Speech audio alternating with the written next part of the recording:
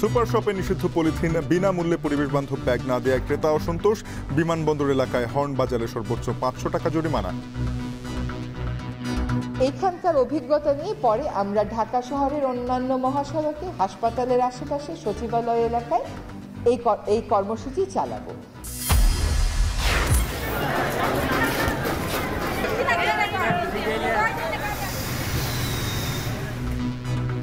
বকেয়া বেতনের দাবিতে ফের অশান্ত গাজীপুর আশুলিয়া। পোশাক শ্রমিকদের অবরোধ, তীব্র যানজটে জনভোগান্তি।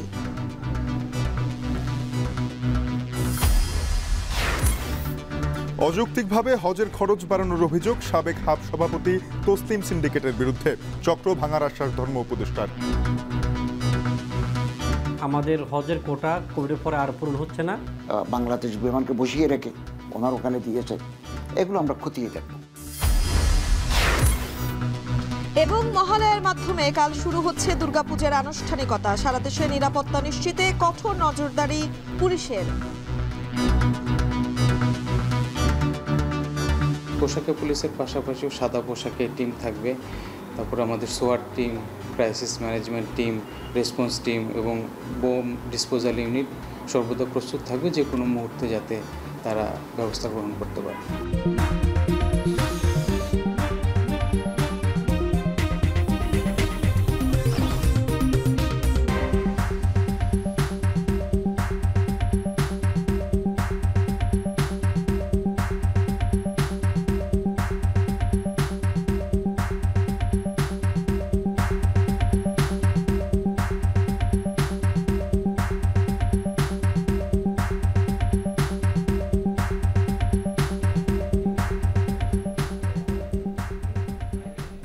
স্বাগত। এখন দুপুরে আপনাদের সাথে থাকবো আমরা দুজন, আমি তানজিম শাফিন এবং আমি তানজিলা খান মেম। শাফিন, শুরুতেই যে বিষয়টি নিয়ে কথা বলতে চাই সেটা হচ্ছে, আমরা বলছিলাম কিন্তু শুরুতে যে পরিবেশ দূষণ রোধে সুপার শপে নিষিদ্ধ হলো পলিথিন ব্যবহার। অর্থাৎ যে পলি ব্যাগে আমরা দেখি যে কেনাকাটা করার পর সুপার শপ থেকে আমাদেরকে দেওয়া হয়, সেই মোড়কটি কিন্তু এখন থেকে আর ব্যবহার করা হবে না। ক্রেতারা এমন সিদ্ধান্তকে স্বাগত জানালেও বিনামূল্যে বিকল্প ব্যাগের ব্যবস্থা করেনি সুপার শপ।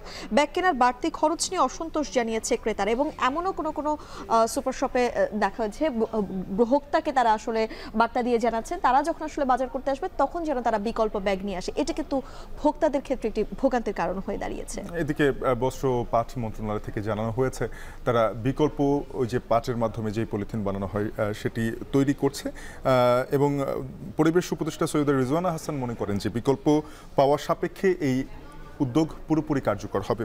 এ নিয়ে আমাদের হাতে প্রতিবেদন রয়েছে, সহকর্মী রকিবুল রাহাতের, দেখব। আগেই ঘোষণা ছিল 1 অক্টোবর থেকে সুপার শপে মিলবে না পলিব্যাগ। সেভাবে সুপার শপগুলোও খুদে বার্তা পাঠায় পরিবেশ বান্ধব ব্যাগ নিজ দায়িত্বে নিয়ে আসার। এরপর সকালবেলাটা ক্রেতা বিক্রেতার শুরু হয় এভাবেই। যারা ব্যাগ নিয়ে যাচ্ছেন না তাদের জন্য পাটজাত এবং পরিবেশ বান্ধব ব্যাগ কেনার ব্যবস্থা রেখেছে কর্তৃপক্ষ। 10 কেজি 15 কেজি 20 কেজি ওয়েট হয়ে যায়, তখন তো আমরা নেট ব্যাগ ইউজ করতে পারি না চাইলে। তো এইটা ম্যানেজমেন্টকে জানালে তখন ম্যানেজমেন্ট হয়তো অন্য কোনো ডিসিশন নেবে। আমরা তার সাথে সহমত এবং এটাকে শুভেচ্ছা জানিয়েছি। সেই প্রেক্ষিতে আমরা যে আগে যে প্লাস্টিক যে ইউজ করতাম বা প্লাস্টিকের পলি ইউজ করতাম, আমরা সেটা টোটালি রিমুভ করে দিয়েছি। ব্যাগের দাম নিয়েও ক্রেতারা জানিয়েছেন মিশ্র প্রতিক্রিয়া। আমি কিন্তু অলরেডি এখানে ব্যাগ দিচ্ছি, আবার যদি আমাকে প্যাকেটটাও কিনে নিতে হয় তাহলে আমি পাশের দোকান থেকেই কিনি, ওরাও তো আমাকে সেই কাগজের ব্যাগই দিবে, তাই না? তাহলে আমি কাগজের ব্যাগই নেই। এরপরও ক্রেতারা চান পরিবেশের ক্ষতিকারক সামগ্রী নিষিদ্ধ হোক। ওইটা আমরা নিয়ে আসতেই পারি স্বাভাবিক, কিন্তু এই যে প্রত্যেকবার আইসা তো আর ব্যাগ কেনা হতে সম্ভব না। আমরা সরাসরি ব্যাগ নিয়ে ঢুকতে পারবো, আমরা নিজস্ব ব্যাগ নিয়ে আমরা আসতে পারবো, এটা আসলে খুব ভালো একটা দিক আর কি। এদিকে পলিথিন ব্যাগের পরিবর্তে পাটের ব্যাগ ও বস্তার ব্যবহার সর্বত্র নিশ্চিত করা হবে নভেম্বর থেকেই। সুপার শপে পলিথিনের পরিবর্তে পাটের ব্যাগের ব্যবহার উদ্বোধন করে একথা জানান পাট উপদেষ্টা। পাটের যে ব্যবহার, এত বড় একটা মার্কেট আমাদের এখানে, 18 কোটি লোকের দেশ, আমাদের কিন্তু প্রান্তিক কৃষকরা পাট বোনা প্রায় বন্ধ করে দিয়েছে। তার কারণ হচ্ছে যে যারা আছেন তৈরি করছেন তারা কি বিদেশে রপ্তানি করছেন কাঁচা পাট, কিন্তু এটাকে যে ভ্যালু অ্যাড করা হয় যেটা আমরা বলি, সেই ভ্যালু অ্যাডেড আমরা করতে পারছি না। আমি মনে করি যদি আমরা আমাদের মার্কেটটাকে 100% না হলেও আমাদের মার্কেটটাকে যদি আমরা এই পাটের ব্যবহারটা বাড়াতে পারি, তাহলে এখানে আমরা যে ইকোনমিক ডেভেলপমেন্টের কথা বলছি, সেই ইকোনমিক ডেভেলপমেন্ট শুধু যে যারা ম্যানুফ্যাকচার করছেন তাদেরই নয়, একদম প্রান্তিক অঞ্চলে যারা কৃষক আছেন তারা কিন্তু উপকৃত হবেন। বাংলাদেশ পরিবেশ সংরক্ষণ আইন 1995 সালের আইনে রাষ্ট্রে পলিথিন জাতীয় ব্যাগ ব্যবহার নিষিদ্ধ রয়েছে। কয়েক যুগ পেরিয়ে গেলেও বাদ হয়নি পলিথিনের ব্যবহার। পরিবেশ রক্ষায় বিভিন্ন সময়ে পলিথিনের ব্যবহার নিয়ন্ত্রণের হাঁকডাক দিলেও বাস্তবায়ন করতে পারেনি কোনো সরকার। পলিথিনের বিকল্প পাওয়া সাপেক্ষে বাংলাদেশে পলিথিন বন্ধের কার্যক্রম নেওয়া সম্ভব হবে বলে আশাবাদী অন্তর্বর্তী সরকারের পরিবেশ উপদেষ্টা। এমন উদ্যোগের অগ্রগতি জানতে 15 দিন পরে সুপারশপ কর্তৃপক্ষের সঙ্গে আবার বৈঠকে বসবে পরিবেশ মন্ত্রণালয়। আর 1 নভেম্বর থেকে কাঁচা বাজারে পলিথিন নিষিদ্ধের ঘোষণাও রয়েছে। রকিবুল রাহাত, এখন, ঢাকা। পলিথিন ব্যাগ নিষিদ্ধর বিষয়টি বিভাগীয় পর্যায়ে মানা হচ্ছে কিনা সে বিষয়ে জানাতে চট্টগ্রাম থেকে যুক্ত হচ্ছেন শোয়েব রহমান। শোয়েব, জানাবেন সরকারি সিদ্ধান্ত বাস্তবায়নে কি কি পদক্ষেপ নিয়েছে চট্টগ্রামের সুপারশপগুলো, পাশাপাশি পলিথিনের বিকল্প পরিবেশ বান্ধব ব্যাগের ব্যবহার কেমন দেখছেন? মিম, সরকারের সিদ্ধান্ত আজ সকাল থেকেই কার্যকর শুরু করেছে চট্টগ্রামের সুপারশপগুলো। বিশেষ করে গতকালই তাদের যে গ্রাহক এবং ক্রেতা সাধারণ রয়েছেন তাদেরকে SMS-এর মাধ্যমে জানিয়ে দেওয়া হয়েছে যে আজকে থেকে সুপারশপগুলোতে পলিথিনের ব্যবহার সরকারিভাবে নিষিদ্ধ করা হয়েছে এবং সেই সিদ্ধান্ত মেনে চলতে তারা বদ্ধপরিকর। এবং আজকে আমরা সকাল থেকে সুপারশপগুলোতে ঘুরে দেখেছি যে সুপারশপের পলিথিনের বিকল্প হিসেবে কাগজের ব্যাগ এবং সেই সাথে টিস্যু ব্যাগ এবং সেই সাথে কাপড়ের যে ব্যাগগুলো রয়েছে সেই ব্যাগগুলোর ব্যবহার উৎসাহিত করা হচ্ছে এবং সেগুলোই মূলত ব্যবহার করা হচ্ছে। এবং গতকাল নির্দেশনা মোতাবেক আজকে যে বিষয়টি হলো যে সুপার শপে ক্রেতা সাধারণ যারা আসছেন তারাও কিন্তু কোনো ধরনের পলিথিন নিয়ে আসতে পারছেন এবং তাদের সুবিধার জন্য যেটি করেছেন যে সুপার শপগুলোতে পলিথিনের ব্যাগে মজুদ করা হয়েছে এবং সেই পলিথিনের ব্যাগ মজুদ সেই কাপড়ের ব্যাগ বা পাটের ব্যাগ কিংবা টিস্যু ব্যাগ যেগুলো রয়েছে সেগুলো ক্রেতা সাধারণ চাইলে কিনেও নিতে পারছেন কেউ যদি আনতে ভুলে যান। এবং আমরা দেখেছি যে ক্রেতাদের মাঝে এক ধরনের সংশয় ছিল যে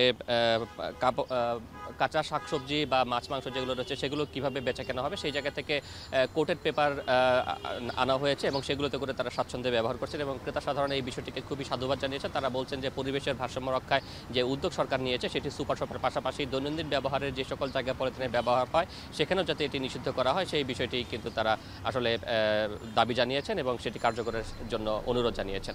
মিম, চট্টগ্রাম থেকে সরাসরি যুক্ত হয়েছিলেন সহকর্মী শোয়েব রহমান। শাহজালাল আন্তর্জাতিক বিমানবন্দরের 3 কিলোমিটার এলাকায় হর্ন বাজালেই করা হবে সর্বোচ্চ 500 টাকা জরিমানা। চালকদের সতর্ক করতে প্রথম সপ্তাহে চলবে শুধুই প্রচারণা, তাতে কাজ না হলে প্রয়োগ করা হবে আইন। কার্যক্রম উদ্বোধন করে পরিবেশ উপদেষ্টা এমন কথা জানালেও হর্নের উৎপাত থামেনি বিমানবন্দর সড়কে। নানা অজুহাতে আজও অনবরত হর্ন বাজিয়ে যাচ্ছেন চালকরা। নাইমা বিন জানাচ্ছেন বিস্তারিত। হর্ন বাজানো নিষেধ এমন ফেস্টুনের পাশেই দেদারছে বাজছে হর্ন, শব্দে যেন কান পাতাই দায়। কেউ বাজাচ্ছেন অভ্যাসে, কেউ বা জ্যামে বিরক্ত হয়ে। শাহজালাল আন্তর্জাতিক বিমানবন্দরে নেমে বের হবার এমন দৃশ্য এখানে অহরহ। বিরক্ত যাত্রীরাও। অথচ অক্টোবরের প্রথম দিন থেকে বিমানবন্দরকে নীরব এলাকা ঘোষণা করা হয়েছিল মাসখানেক আগেই। চলেছে প্রচারণাও। চালকদের সাথে কথা বলে জানা গেল অনেকেই সেটা জানেন না, আবার যারা জানেন তারা বলছেন হর্ন না দিয়েও উপায় নেই, জ্যামে বসে থাকতে হয় দীর্ঘক্ষণ। না, এটা তো আমি জানি না, জানা নাই আমার। না, আমরা তো হর্ন বাজিয়ে দিচ্ছি জ্যামের কারণে। হর্ন বাজানো ছাড়া এখন আর উপায় নেই। আমার মনে হয় না কার্যকর হবে, কারণ জ্যামের অবস্থা যে, হর্ন না দিলে তো কেউ সাইড দিবে না। বিমানবন্দর মহাসড়কের দৃশ্য একই রকম, কারো কোনো বিকার নেই। চোখের সামনে নির্দেশনা দেখেও অনবরত বাজিয়ে যাচ্ছেন হর্ন। নীরব এলাকা ঘোষণার আগে ও পরে শব্দ দূষণের মাত্রা কতখানি কমলো তা যাচাইয়ে বসানো হয়েছে 4টি শব্দ ধারণকারী যন্ত্র। কিছু লোক আছে মনে করেন যে হর্নটা তারা নিয়মিতই বাজাতে, তাদের অভ্যাস হয়ে গেছে। এটা বাংলাদেশে একটা কালচার হয়ে গেছে, হর্ন ছাড়া গাড়ি চলে না। এদিন সকালে উদ্বোধন হয়েছে বিমানবন্দরকে নীরব এলাকা ঘোষণা কার্যক্রম। হয়েছে র্যালি, অংশ নিয়েছে বেবিচক, পরিবেশ, বন ও জলবায়ু, ঢাকা উত্তর city, BRTA, traffic police, roads and highway, Dhaka সড়ক পরিবহন মালিক সমিতির ঊর্ধ্বতনরা। নীরব এলাকা উদ্বোধন করে বেবিচক চেয়ারম্যান বলেন, এই কার্যক্রম সফল করতে সর্বোচ্চ চেষ্টা করা হবে। পর্যায়ক্রমে দেশের অন্যান্য বিমানবন্দরেও চালু হবে নীরব এলাকা। হযরত শাহজালাল আন্তর্জাতিক বিমানবন্দরের সম্মুখস্থ 3 কিলোমিটার মহাসড়ক উত্তরে স্কলাস্টিকা পয়েন্ট হতে দক্ষিণে লো মেরিডিয়ান পয়েন্ট পর্যন্ত ঘোষিত হর্নমুক্ত নীরব এলাকা কর্মসূচি গ্রহণ করেছে। এছাড়া উক্ত এলাকায় সিঙ্গেল ইউজ প্লাস্টিক ব্যবহার বন্ধ করার জন্য উদ্যোগ গ্রহণ করা হয়েছে। আজ থেকে আমরা এই কর্মসূচি বাস্তবায়ন শুরু করছি। বাংলাদেশের সকল বিমানবন্দরে যথাযথ কর্তৃপক্ষের সাথে সমন্বয় করে আমরা নীরব এলাকা কর্মসূচি গ্রহণ করব অতি শীঘ্র এবং বাস্তবায়ন করব, যাতে শুধু দেশেই নয় আন্তর্জাতিক পরিমণ্ডলকে সবাইকে একটা ভালো অভিজ্ঞতা দিতে পারি। র্যালি শেষে গণমাধ্যমে কথা বলেন পরিবেশ উপদেষ্টা সৈয়দা রিজওয়ানা হাসান। জানান, শুরুতে হর্ন না বাজাতে প্রচারণা চালানো হবে। পর্যায়ক্রমে প্রয়োগ করা হবে আইন। জরিমানার বিধান সর্বোচ্চ 500 টাকা। আমরা শব্দ দূষণের কার্যক্রমকে আরো গতিশীল করতে বিধিতেও কিছু সংশোধনী আনার চেষ্টা করছি। যতটা সময় লাগুক না কেন ততটা সময় আমরা দিব। এই 3 কিলোমিটার বেছে নেওয়ার একটা কারণ হচ্ছে যে এখানে কোনো স্লো মুভিং ভেহিকেল চলছে না, ফলে যেই যুক্তিটা দেওয়া হয় সবসময় হর্ন বাজানোর জন্য সেটা এখানে প্রযোজ্য হবে না। আহ্বানের সাথে সাথে আইন প্রয়োগের কাজটাও শুরু করতে চাই। যদি সফলতার বিচারে বলে, আমি মনে করি কাজটা শুরু করাই একটা সফলতা। বিমানবন্দর দিয়ে এই কার্যক্রম শুরু করলেও ধীরে ধীরে ঢাকার প্রধান প্রধান সড়কগুলোতেও নীরব এলাকা করা হবে। শহরের যে শব্দ দূষিত তার কারণ নাইম আবির, এখন ঢাকা। নীরব এলাকা ঘোষণার পরে বিমানবন্দর এলাকা কতটুকু হর্নমুক্ত করা গেল সেই খবর রাখছেন সহকর্মী নাইম আবির। যুক্ত হব তার সাথে। আবির, জানাবেন যে হর্নমুক্ত ঘোষণা কতটা পৌঁছেছে যানবাহন চালকদের কাছে, কতটা শব্দ দূষণ থেকে রেহাই পাচ্ছেন সাধারণ মানুষ? শাফিন, কতটা শব্দ দূষণ থেকে সাধারণ মানুষ রেহাই পাচ্ছেন সেটি আসলে বোঝবার জন্য একটু সময় তো লাগবেই। তবে সেটি বোঝবার জন্য যে পদক্ষেপটি নেওয়া হয়েছে সেটি আপনাকে একটু দেখাতে চাই। নিশ্চয়ই দেখতে পাচ্ছেন যে এখানে একটি শব্দ ধারণকারী যন্ত্র স্থাপন করা হয়েছে। ঠিক পুরো বিমানবন্দর এলাকায় 3 কিলোমিটারের মধ্যে এরকম মোট 4টি শব্দ ধারণকারী যন্ত্র বসানো হয়েছে এবং এর আগে 5 দিন তারা শব্দ ধারণ করেছে, অর্থাৎ যে সময়টিতে এই নীরব এলাকা ঘোষণা করা হয়নি, এবং আজ থেকে আরও 5 দিন অর্থাৎ 5 তারিখ পর্যন্ত তারা নীরব এলাকা ঘোষণার বাকি 5 দিন তারা আসলে দেখবেন এবং এরপরে তারা একটা রিপোর্ট প্রকাশ করবেন। সেখানে আসলে বোঝা যাবে যে কতখানি নীরব এলাকা আসলে ঘোষণা করা মানে নীরব হলো। এবার একটু যদি রাস্তার পরিস্থিতি আমি আপনাকে দেখাতে চাই শাফিন, যেহেতু প্রথম 1 সপ্তাহ শুধুমাত্র প্রচার এবং প্রচারণার মাধ্যমে হর্ন বাজানোর ক্ষেত্রে নিরুৎসাহিত করার যে প্রচেষ্টা সেটি আসলে শুরু হয়েছে, সেই জায়গা থেকে যদি বলি সরাসরি কোনো প্রভাব এই মুহূর্তে আছে কিনা, মহাসড়কে আমরা তেমন কোনো প্রভাব এখনো পর্যন্ত দেখতে পাইনি। তবে পরিবেশ উপদেষ্টা যেহেতু বলেছে যে প্রথম সপ্তাহের পর থেকে যখন সরাসরি ম্যাজিস্ট্রেটরা এসে এটি নজরদারি করবেন এবং যদি প্রচার এবং প্রচারণার মাধ্যমে কাজ না হয় সেক্ষেত্রে আইন প্রয়োগ করা হবে এবং সেই আইন প্রয়োগের যে জরিমানা সেটি হচ্ছে সর্বোচ্চ 500 টাকা জরিমানা করা হবে। তো স্বাভাবিকভাবে আমরা দেখছি যে বিভিন্ন জায়গায় বিভিন্ন রকমের প্রচারণা করা হয়েছে। বিমানবন্দরকে একেবারে প্ল্যাকার্ড ফেস্টুনে আসলে দিয়ে দেওয়া হয়েছে, যেখানে লেখা রয়েছে যে নীরব এলাকা, হর্ন বাজানো নিষেধ, বিমানবন্দর নীরব এলাকা। এই বিষয়গুলো তারা বিভিন্ন রকমের প্রচারণা করছে প্ল্যাকার্ড, ফেস্টুন, ব্যানারের মাধ্যমে।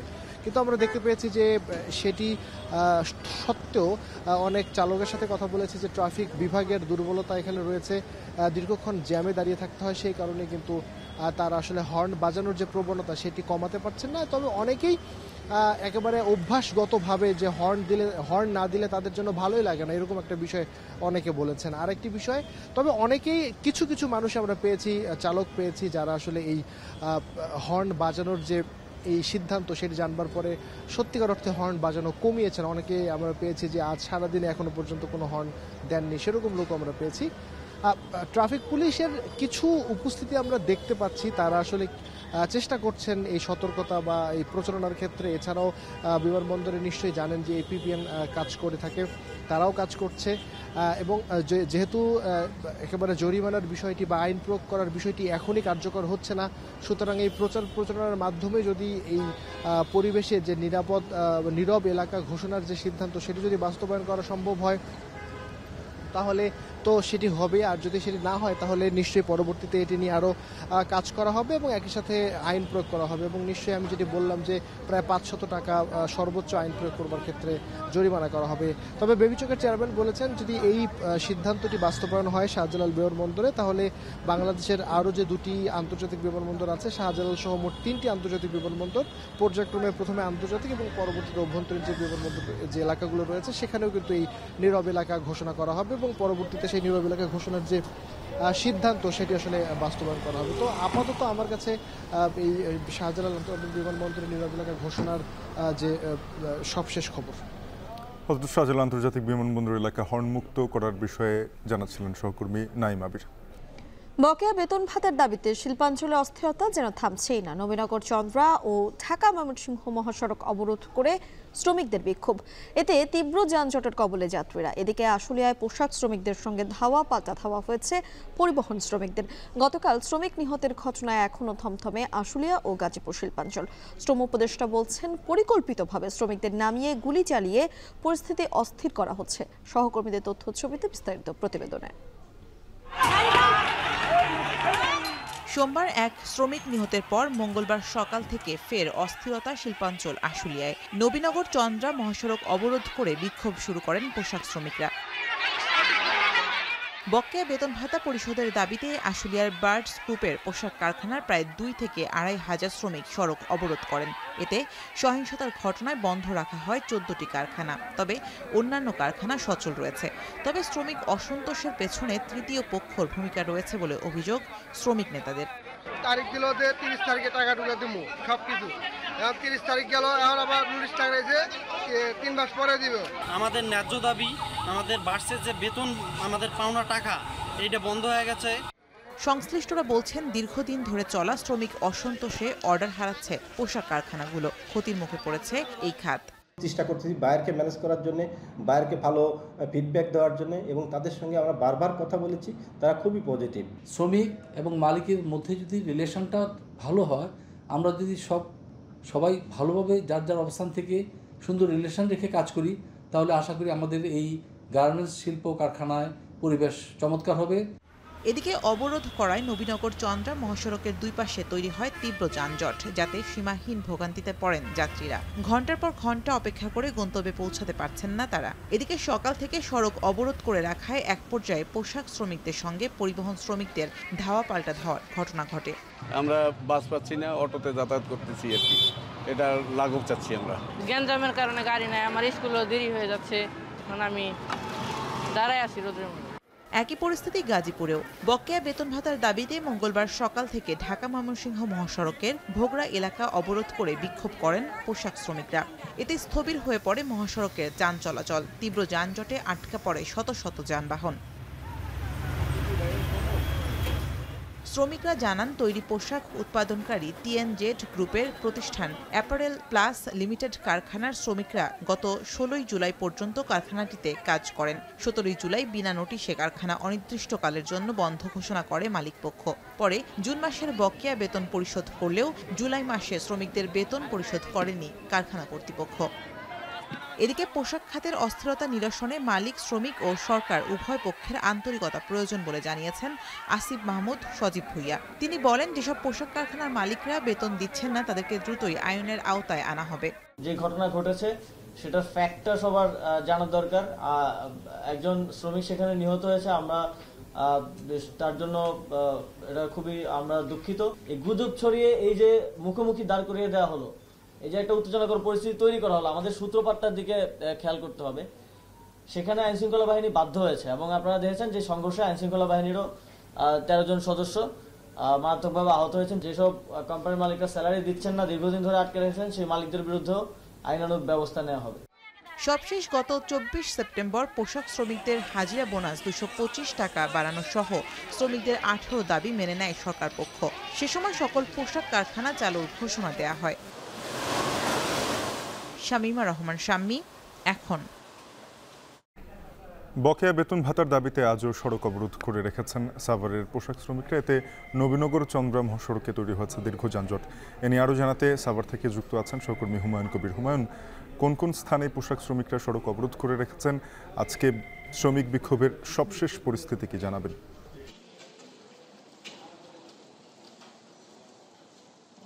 শাফিন, আসলে আগের লাইভে যেমনটি জানিয়েছিলাম, গতকাল থেকেই কিন্তু শ্রমিকরা সড়কে নেমে বিক্ষোভ করছেন এবং বার্স গ্রুপের শ্রমিকরা কিন্তু গতকাল সকাল 8টা থেকেই নবীনগর চন্দ্রা মহাসড়কে অবস্থান নিয়েছে এবং এখনো পর্যন্ত কিন্তু তারা সড়ক অবরোধ করে বিক্ষোভ চালিয়ে যাচ্ছেন এবং তাদের এই বিক্ষোভের কারণে কিন্তু শুধু শিল্পাঞ্চল আশুলিয়া নয়, গোটা সাভার সহ আশেপাশের এলাকাতেও কিন্তু এর প্রভাব পড়েছে এবং জনজীবনে অনেকটা দুর্বিষহ হয়ে উঠেছে। কারণ এখানকার মানুষ যারা যাতায়াত করছেন তারা আসলে কোনো বাস পাচ্ছেন না, স্বল্প দূরত্বের প্রয়োজনগুলো আসলে তারা ছোটখাটো অটো রিক্সা কিংবা ব্যাটারি চালিত অটো রিক্সা দিয়ে সারছেন। মোটামুটি সার্বিক পরিস্থিতি হচ্ছে শিল্পাঞ্চল সাভার আশুলিয়ার শান্ত রয়েছে কর্মপরিবেশ। প্রায় 2000-এর মতো কিন্তু ফ্যাক্টরি রয়েছে। 1863টি ফ্যাক্টরির মধ্যে বেশিরভাগ ফ্যাক্টরি কিন্তু চলমান রয়েছে। 14টি ফ্যাক্টরি বন্ধ রয়েছে, 7টি ফ্যাক্টরি সাধারণ ছুটি এবং বাকি 7টি ফ্যাক্টরি 13-র 1 ধারা অনুযায়ী বন্ধ রয়েছে। এবং যেমনটি বলছিলেন আপনি যানজটের যে বিষয়টি, এটি কিন্তু বার্স ফ্যাক্টরির শ্রমিকদের কাল আসলে বেতন ভাতা পরিশোধ করার কথা ছিল, সেটি কিন্তু করা হয়নি। তাদের 4টি ফ্যাক্টরি কিন্তু লে অফ করা হয়েছিল গত 28 অক্টোবর এবং সে বলা হয়েছিল গতকাল তাদের বেতন ভাতা পরিশোধ করা হবে। বেতন ভাতা পরিশোধ করার কথা বলেও কিন্তু তারা যখন শ্রমিকরা গেটে আসেন তখন প্রধান ফটকে কিন্তু একটি নোটিশ দেখতে পান যে 3 মাস পরে তাদের বেতন ভাতা দেওয়া হবে। তখনই কিন্তু সেই আন্দোলনের সূচনা হয়। এছাড়াও কিন্তু শিল্পাঞ্চলে গতকাল আপনি নিশ্চয়ই জানেন যে একটি ফ্যাক্টরিতে বেতন ভাতা নিয়ে কিন্তু মালিক, শ্রমিক এবং আইন শৃঙ্খলা বাহিনীর সদস্যদের ত্রিপাক্ষিক বৈঠক হয়েছিল, কিন্তু আলোচনা ফলপ্রসূ না হওয়ায় তারা গার্মেন্টসের সামনে এসে আন্দোলন করে এবং পুলিশ এবং আইন শৃঙ্খলা বাহিনীর সাথে কিন্তু সেসব শ্রমিকদেরও বিক্ষোভ হয় এবং 5টি গাড়ি কিন্তু আইন শৃঙ্খলা বাহিনীর ভাঙচুর করা হয়েছিল এবং 5টি গাড়ি ভাঙচুর করা হয়েছিল এবং ফলে কিন্তু পুলিশ গুলি ছুড়েছিল। সেক্ষেত্রে 6 জন গুলিবিদ্ধ হয়েছিল এবং 1 জন কিন্তু গুলিবিদ্ধ হয়ে নিহত হয়েছিল। তবে আজকের পরিস্থিতি এই যানজট ছাড়া, বার্স গ্রুপের শ্রমিকদের আন্দোলন ছাড়া গোটা শিল্পাঞ্চল সাভার আশুলিয়ার পরিস্থিতি যথেষ্ট শান্ত রয়েছে এবং শ্রমিকরা স্বতঃস্ফূর্তভাবে কাজে ফিরেছে বেশিরভাগ পোশাক কারখানার। এই ছিল আমার কাছে শিল্পাঞ্চল সাভার আশুলিয়ার সর্বশেষ পরিস্থিতি। সহকর্মী হুমায়ুন কবির যুক্ত হয়েছিলেন সাভার থেকে, জানাচ্ছিলেন শ্রমিক বিক্ষোভের সবশেষ। 2021 সালের চট্টগ্রাম সিটি নির্বাচন অবৈধ। বিএনপি নেতা ডাক্তার শাহাদাত হোসেনকে মেয়র ঘোষণা চট্টগ্রাম আদালতের।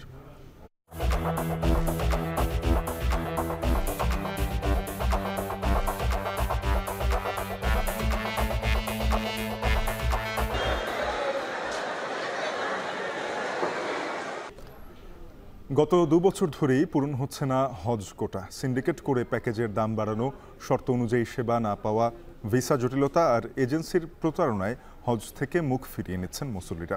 সিন্ডিকেটের অভিযোগের তীর হাবের সাবেক সভাপতি শাহাদাত হোসেন তসলিমের দিকে।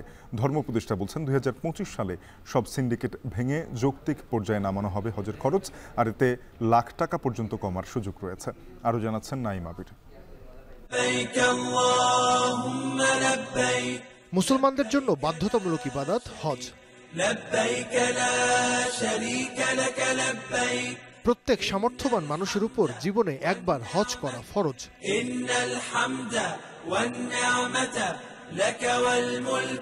বাংলাদেশ থেকে প্রতি বছর একটা বড় অংশ যায় হজ পালনে। প্রাক নিবন্ধন থেকেই হজ নিয়ে আগ্রহ শুরু হয় যাত্রীদের। অথচ 2023 ও 24 সালে উল্টো চিত্র দেখেছে দেশ। গেল বছর 9 দফা সময় বাড়িয়েও পূরণ করা যায়নি কোটা, আর চলতি বছর 5 দফা সময় বাড়ানোর পরও বাকি ছিল কোটার 44,000। সিন্ডিকেট করে প্যাকেজের দাম বাড়ানো, শর্ত অনুযায়ী সেবা না পাওয়া, ভিসা জটিলতা আর এজেন্সির প্রতারণায় হজ থেকে মুখ ফিরিয়ে নিয়েছে মুসল্লিরা। কোভিডের পরে আমাদের হু করে যেভাবে আমাদের হজ প্যাকেজটা বেড়ে গেল, এটা যার কারণে আমাদের হজের কোটা কোভিডের পরে আর পূরণ হচ্ছে না। কারসাজি করে প্যাকেজের দাম বাড়ানোর সিন্ডিকেটের পেছনের হোতা হজ এজেন্সিস অ্যাসোসিয়েশন অব বাংলাদেশ হাবের সাবেক সভাপতি এম শাহাদাত হোসেন তসলিম। যুবলীগের প্রেসিডিয়াম সদস্য হওয়ায় কর্তৃত্ববাদী আওয়ামী লীগ সরকারের ক্ষমতাকে কাজে লাগিয়ে তিনি গড়ে তোলেন এই সিন্ডিকেট। শেখ হাসিনা সরকারের মতোই নামমাত্র নির্বাচন দিয়ে চতুর্থবারের মতো নির্বাহী কমিটির সদস্য নির্বাচিত হয়েছেন তিনি। হন টানা 3 বারের হাব সভাপতিও। আগের নির্বাচনগুলোর মতোই চলতি বছরের 2রা মার্চ অনুষ্ঠিত হওয়া নির্বাচনটির বিরুদ্ধেও রয়েছে কারচুপির অভিযোগ। 2 শতাধিক লাইসেন্সকে সে ভোটাধিকার প্রয়োগ করতে দেয়নি। পরবর্তী পর্যায়ে জাল ভোট, যারা বিদেশে ছিল, যারা মারা গেছে যে সদস্যরা, ইনাদের কার্ডগুলাও পকেটে রেখেছে এবং সেইগুলাও প্রয়োগ করেছে তার লোকজনের মাধ্যমে, এবং এটা প্রমাণও ছিল, আমরা হাতে নাতেও ধরেছিলাম। প্রথম 2 বছর মহাসচিব ও পরের 6 বছর সভাপতি, মোট 8 বছরে তসলিম কিছু এজেন্সিকে নিয়ে গড়ে তোলেন নিজস্ব বলয়। বলয়ের এজেন্সিদের সুবিধা দিতে তিনি চলতি বছর 56টি লাইসেন্সের মাধ্যমে 2000 কোটার প্রবর্তন করেন। অথচ ধর্ম মন্ত্রণালয়ের অধীনে লাইসেন্সপ্রাপ্ত এজেন্সির সংখ্যা 1000-এর বেশি। পরে প্রতিবাদের মুখে সেই সিদ্ধান্ত বাস্তবায়ন করতে না পারলেও এক লাইসেন্সের সর্বনিম্ন হজযাত্রীর কোটা 100 থেকে 250-তে উন্নীত করেন। 2000 হাজি করে নিয়ে আমাদের 56টা এজেন্সির যে সিন্ডিকেট তৈরি করার উনি পরিকল্পনা করেছেন, সেটার সহযোগী বর্তমান যে কমিটি আছে বা আমাদের যে সাবেক সভাপতি আমরা শুনেছি যে তিনি সদ্য পদত্যাগ করেছেন, পলাতক রয়েছেন, তার যারা সহযোগী আছেন তারা সহ সেই 56 সিন্ডিকেটের পায়তারা করছে। এমন সিন্ডিকেটের কারণে কাজের সুযোগ না পেয়ে অনেক এজেন্সি টানছে লোকসানের বোঝা। মতপার্থক্য হলেই এজেন্সির বিরুদ্ধে ধর্ম মন্ত্রণালয়কে দিয়ে কারণ দর্শানো নোটিশ, লাইসেন্স ফ্রিজ করা ও লাইসেন্স বাতিলের মতো ঘটনা ছিল অহরহ। এখন টিভিকে সাক্ষাৎকার দেয় তসলিম ধর্ম মন্ত্রণালয়কে দিয়ে এই এজেন্সি মালিককে করেছিলেন হয়রানি। আমি এখন টিভিতে একটা সাক্ষাৎকার দিয়েছিলাম, শুধু এইটুকু বলেছি যে হজ যাত্রীরা তাকে যদি প্রতি ওয়াক্ত নামাজ হারামে এসে পড়তে হয়, তাকে নিজের গাড়িতে সে আসতে হবে, সেই ক্ষেত্রে তার খরচ কিছুটা বেড়ে যাবে। শুধু আমি এইটুকু বলেছিলাম। এটার জন্য আমাকে মন্ত্রণালয় থেকে একটা কারণ দর্শানো নোটিশ প্রদান করেছে। নির্বাহী কমিটির সভাতেও স্বৈরাচারী আচরণের অভিযোগ উঠে এসেছে তসলিমের বিরুদ্ধে। চাপ প্রয়োগ করে প্রতিষ্ঠা করতেন নিজের মত। উনি আসলে উনার মতো করেই চলতেন, আমাদের জাস্ট ফর্মালিটিজের কারণে। নির্বাচনের সময় আমাদের যেহেতু সদস্য বাকি 26 জন ছাড়া তো প্রেসিডেন্ট হওয়া যায় না, 27 জনই লাগে প্রেসিডেন্ট হওয়ার জন্য। তো নির্বাচন শেষ হয়ে গেলে তখন আর ইসি অনেক সদস্যের আর মূল্যায়ন হতো না। হজ প্যাকেজের অতিরিক্ত বিমান ভাড়ার হোতাও এই তসলিম। 2022 সাল পর্যন্ত বাংলাদেশ বিমান ও সৌদি এয়ারলাইন্স এই দুটি রাষ্ট্রীয় পতাকাবাহী সংস্থা 50% করে হজ যাত্রী পরিবহন করত। 2023 সালে হজযাত্রী পরিবহনে আসে নতুন আরেকটি এয়ারলাইন্স ফ্লাইনাস, আর সে বছরই বিমান ভাড়া বেড়ে যায় 57,000 টাকা। ক্ষমতাসীন সরকারের প্রভাব খাটিয়ে ফ্লাইনাসকে থার্ড ক্যারিয়ার হিসেবে হজযাত্রী পরিবহনে যুক্ত করান তসলিম। বাংলাদেশে এয়ারলাইন্সটির এজেন্ট ডাইনেস্টি ট্রাভেলস, যার স্বত্বাধিকারী তসলিম নিজেই। আবার হাবের সভাপতি হিসেবে তিনি ছিলেন হজের বিমান ভাড়া নির্ধারণের কমিটির সদস্য। আর সে কারণেই আগের বছর 1,40,000 টাকার বিমান ভাড়া পরের বছর হয়ে যায় 1,97,000 টাকা। বিমান এবং সৌদি এয়ারলাইন্সের বাদ দিয়ে যদি অন্য একটা এয়ারলাইন্স আসে, আমাদের সঙ্গে অবশ্যই আমাদের বিমান ভাড়াটা কমে যাবে। এটা তো একবারে স্বাভাবিক, দিবালোকের মতো স্পষ্ট। কিন্তু তা না হয়ে কি হলো, আমরা থার্ড ক্যারিয়ার অন্য একটা এয়ারলাইন্স পেয়েছি ফ্লাইনাস, কিন্তু দুর্ভাগ্য আমাদের যে আমরা অন্য একটা ফ্লাইট পাওয়ার পরও আমাদের কমলো না, বরং আমাদের আরও 50,000 টাকা বেড়ে গেল। নিয়ম অনুযায়ী টিকিটের টাকা সরাসরি এয়ারলাইন্সকে পরিশোধ করবার কথা থাকলেও এখানেও কারসাজি করেন তসলিম। প্রভাব খাটিয়ে ধর্ম মন্ত্রণালয় থেকে চিঠি ইস্যু করে ফ্লাইনাসের টিকিটের টাকা তার প্রতিষ্ঠান ডাইনেস্টি ট্রাভেলসে জমা দেবার নির্দেশ দেন। 2023 সালে ফ্লাইনাসের মাধ্যমে 20,236 ও চলতি বছর 14,186 হজযাত্রী পরিবহন করে 100 কোটি টাকা ঢোকান নিজের পকেটে। আমরা অন্যান্য বিমানের সরাসরি টিকিটের টাকাটা বিমানে দিই অথবা সৌদি এয়ারলাইন্সে দিই। এখানে ফ্লাইনাসের তার নিজস্ব লাইসেন্স ডাইনেস্টির নামে আমরা ফে অর্ডার করতে হয়েছিল, যার কারণে বোঝা যাচ্ছে যে ওই নির্ধারিত টাকাটা অনেক কম বেশ ছিল। শুধু তাই নয়, চলতি বছর বেসরকারি হজযাত্রীদের ভিসা দেরিতে করিয়ে বিমান বাংলাদেশ এয়ারলাইন্সের 1683 যাত্রীর বুকিং কম করান। নিয়ম ভেঙে সেই যাত্রীদের নিজের এয়ারলাইন্স ফ্লাইনাসে নিয়ে নেন। এতে করে বিমানের 9টি ফ্লাইট বাতিল করতে হয়। এই ঘটনায় বিমান ধর্ম মন্ত্রণালয়ের কাছে ক্ষতিপূরণ চেয়ে চিঠিও দিয়েছিল। যেহেতু হজ কার্যক্রম শুরু হয়ে গেছে ইতিমধ্যেই, ধর্ম উপদেষ্টা জানান, দায়িত্ব নেবার পর হজের সিন্ডিকেট ও হাবের উপর রাজনৈতিক প্রভাব খাটানোর বিষয়টি তার নজরে এসেছে। আশ্বাস দেন, সব সিন্ডিকেট ভেঙে যৌক্তিক পর্যায়ে নামিয়ে আনা হবে হজের খরচ। অতীতে সিন্ডিকেশন ছিল, অতীতে ব্যক্তিবিশেষের প্রভাবের কারণে ভাড়া বৃদ্ধি পেয়েছে। এখন কেউ রাজনৈতিক কারণে প্রভাব খাটিয়ে ফ্লাইনাসে যদি বেশি যাত্রী বহন করে, এরকম একটা অভিযোগ আছে। বাংলাদেশ বিমানকে বসিয়ে রেখে ওনার ওখানে দিয়েছে, এগুলো আমরা খতিয়ে দেখব। দিলেন 2025 সালের হজের প্যাকেজের ধারণাও। একটা হবে মিসফালা কেন্দ্রিক, আর একটা আরো 200 মিটার ভিতরে দুটা আমরা অপশন রাখবো। এবার পাবলিক তারা যেটা ভালো মনে করবে সেটা করবে। এখন বিমান ভাড়া যদি কমাতে পারি, ঘর ভাড়াও যদি আমরা কিছুটা কমাতে পারি, এবং ওই তাদের খাবারের টাকাগুলো যদি আমরা তাদেরকে ওখান থেকে মাইনাস করতে পারি, অ্যামাউন্ট এটা কমে যাবে। এজেন্সিগুলো মনে করে সিন্ডিকেট ভাঙলে ও বিমান ভাড়া যৌক্তিক পর্যায়ে নামিয়ে এনে কমপক্ষে 1 লাখ টাকা কমানোর সুযোগ আছে হজের প্যাকেজে। নাইম আবির, এখন ঢাকা। বছর ঘুরে আবারও শুরু হচ্ছে সনাতন ধর্মাবলম্বীদের সবচেয়ে বড় ধর্মীয় উৎসব শারদীয় দুর্গাপূজা। মন্দিরে মন্দিরে শুরু হয়েছে প্রস্তুতি পর্ব। বাংলাদেশ পূজা উদযাপন কমিটি বলছে, সাম্প্রদায়িক অপশক্তিকে রুখে দিয়ে পর্যাপ্ত নিরাপত্তা ব্যবস্থায় উৎসব মুখর পরিবেশে অনুষ্ঠিত হবে পূজা। ডিএমডি জানায়, দুর্গাপূজার নিরাপত্তায় থাকবে কঠোর নজরদারি। সাজিদ আরাফাতের প্রতিবেদন।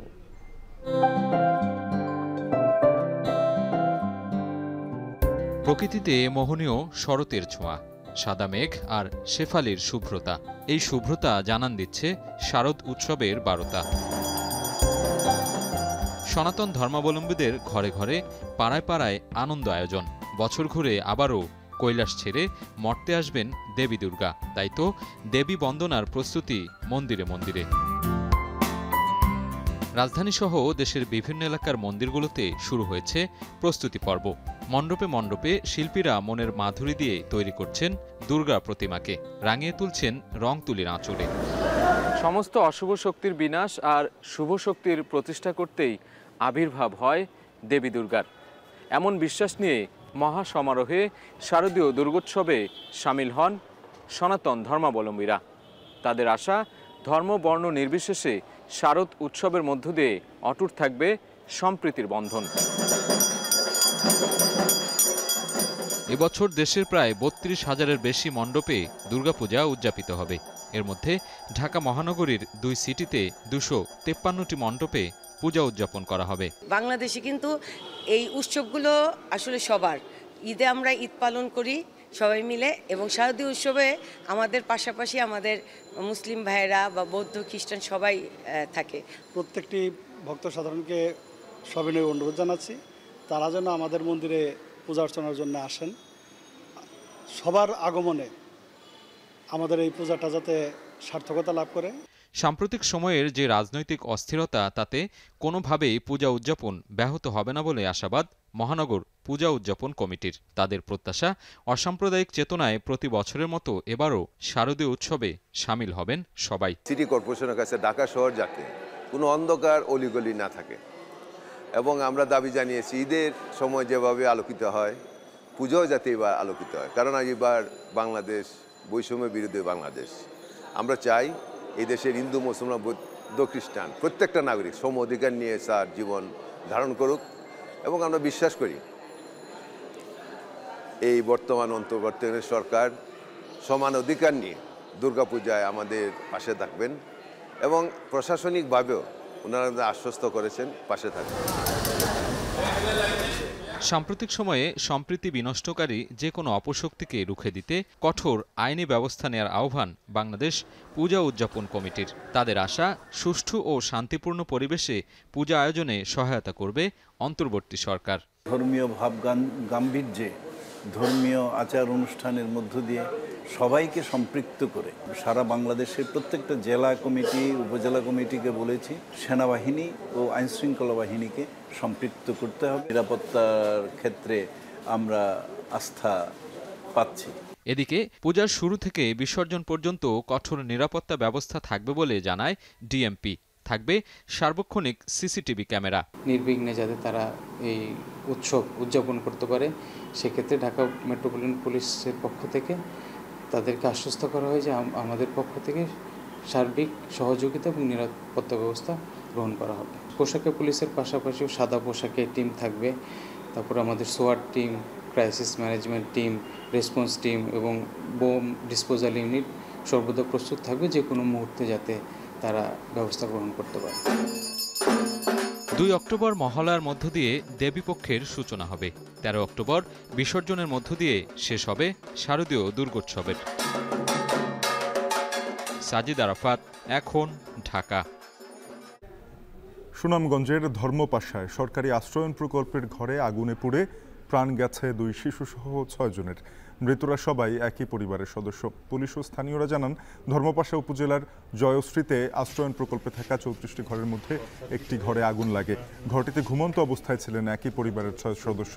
পরে তাদের চিৎকারে স্থানীয়রা এগিয়ে আসেন, কিন্তু আগুনের ভয়াবহতার কারণে তাদের উদ্ধার করা যায়নি। পরে স্থানীয়দের 2 ঘন্টার চেষ্টায় আগুন নিয়ন্ত্রণে আসে, কিন্তু ততক্ষণে প্রাণ হারান এনামুল পলি আক্তার, পলাশ মিয়া, ফাতেমা আক্তার, ফরহাদ এবং ওমর ফারুক। নিহতদের মরদেহ উদ্ধার করে সুনামগঞ্জ সদর হাসপাতালে নেওয়া হয়েছে, তবে আগুন লাগার কারণ এখনো নিশ্চিত হওয়া যায়নি। 2011 সালের চট্টগ্রাম সিটি নির্বাচনকে অবৈধ ঘোষণা করে বিএনপি নেতা ডাক্তার শাহাদাত হোসেনকে মেয়র ঘোষণা করেছে চট্টগ্রামের আদালত। আগামী 10 দিনের মধ্যে গেজেট প্রকাশ করতেও নির্দেশনা দেওয়া হয়েছে। দুপুরে নির্বাচনী ট্রাইব্যুনাল এবং যুগ্ম জেলা ও দায়রা জজ মোহাম্মদ খায়রুল আমিনের আদালত এ রায় দেন। 2021 সালের 24 ফেব্রুয়ারি চট্টগ্রাম সিটি কর্পোরেশন নির্বাচনে কারচুপি ও ফল বাতিল চেয়ে মেয়র প্রার্থী ডাক্তার শাহাদাত হোসেনের মামলার রায়ে এ আদেশ দেন আদালত। বিএনপির মেয়র প্রার্থী ডাক্তার শাহাদাতের ওই মামলায় চট্টগ্রাম সিটি কর্পোরেশনের সদ্য সাবেক মেয়র এম রেজাউল করিম চৌধুরী সহ আঞ্চলিক নির্বাচন কর্মকর্তা, নির্বাচন কমিশনারের সচিব, প্রধান নির্বাচন কমিশনার সহ কয়েকজনকে বিবাদী করা হয়। তাদের পক্ষে আদালতে কোনো আইনজীবী উপস্থিত ছিলেন না। অবশেষে লেবাননীয় স্থল অভিযান শুরু করেছে ইসরায়েলি বাহিনী। লেবাননের দক্ষিণাঞ্চলে হামলাটি সীমিত ও নির্দিষ্ট লক্ষ্য সামনে রেখে চালানো হচ্ছে বলে জানায় ইসরায়েলের প্রতিরক্ষা বাহিনী। মূলত দেশটির সশস্ত্র গোষ্ঠী হিজবুল্লাহর অবকাঠামো লক্ষ্য করে সীমান্তবর্তী কয়েকটি গ্রামে অভিযান চালিয়েছে ইসরায়েলি সেনারা। এসব অঞ্চলে প্রবেশ করার কয়েক ঘন্টা আগে হিজবুল্লাহকে লক্ষ্য করে বিমান ও রকেট হামলা চালায় তারা। 11 সোমবার রাতে লেবাননের স্থল হামলার বিষয়ে অনুমোদন দেয় ইসরায়েলের নিরাপত্তা পরিষদ। এর মাধ্যমে মধ্যপ্রাচ্যে উত্তেজনা আরও চরমে পৌঁছেছে। কূটনৈতিকভাবে সংকট সমাধানের ওপর জোর দিয়েছে মার্কিন যুক্তরাষ্ট্র। 3 ম্যাচ টি-20 সিরিজের জন্য ভারতের পথে স্কোয়াডের বাকি ক্রিকেটাররা। নিজেদের প্রস্তুতি নিয়ে আত্মবিশ্বাসী তানজিম সাকিবরা।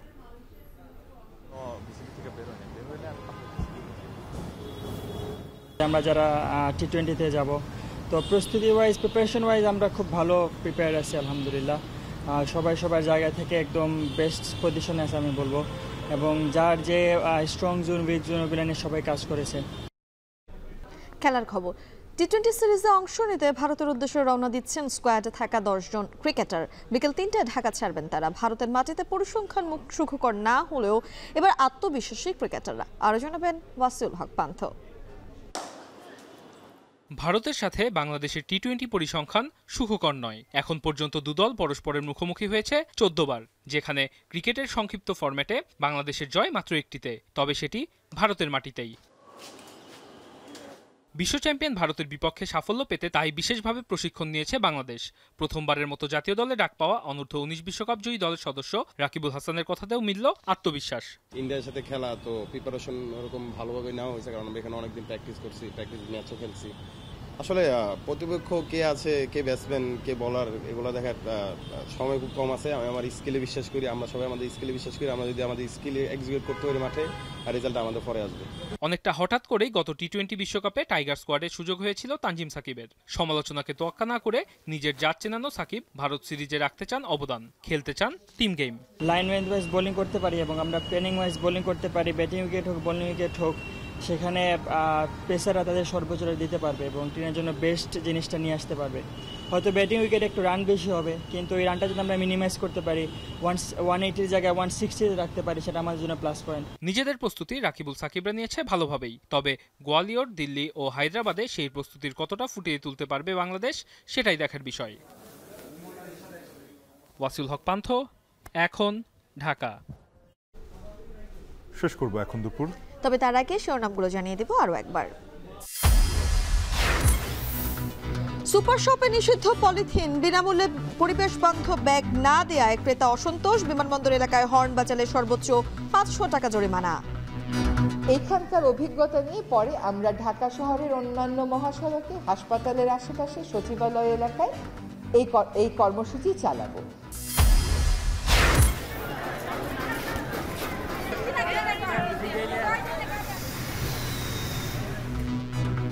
বকেয়া বেতনের দাবিতে ফের অশান্ত গাজীপুর আশুলিয়া। পোশাক শ্রমিকদের অবরোধ, তীব্র যানজটে জনভোগান্তি।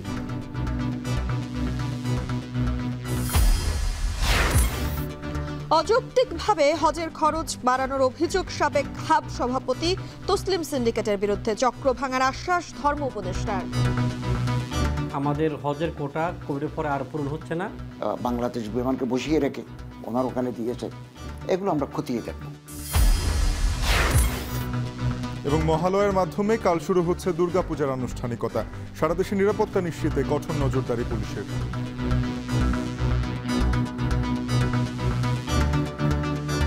পোশাকে পুলিশের পাশাপাশিও সাদা পোশাকে টিম থাকবে, তারপর আমাদের সোয়াট team, crisis management team, response team এবং বোম ডিসপোজাল ইউনিট সর্বদা প্রস্তুত থাকবে যে কোনো মুহূর্তে যাতে তারা ব্যবস্থা গ্রহণ করতে পারে।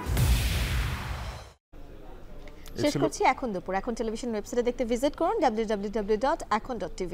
যুক্ত থাকুন ফেসবুকে facebook.com/tv.ekon আর ইউটিউবে দেখতে ভিজিট করুন youtube.com/c/ekontv।